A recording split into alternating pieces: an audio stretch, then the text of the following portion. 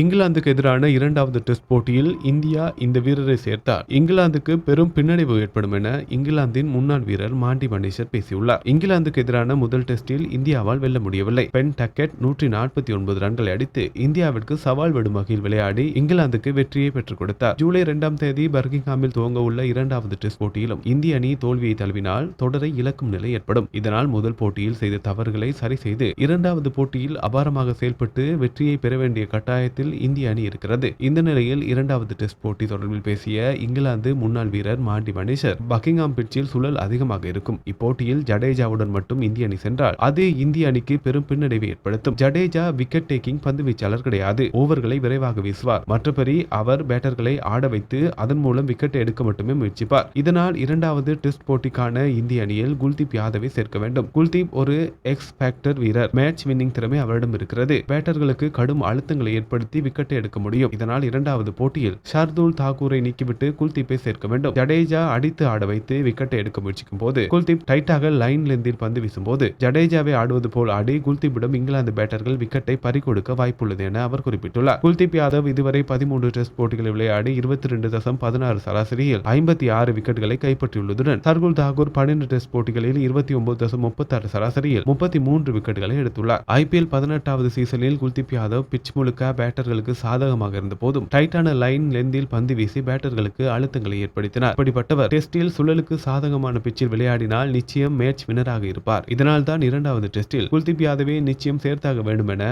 மாண்டி மணீஷ் சுட்டிக்காட்டியிருக்கிறார். உலக நடப்புகளை உடனுக்குடன் அறிந்திட News 21 தமிழோடு இணைந்திருங்கள்.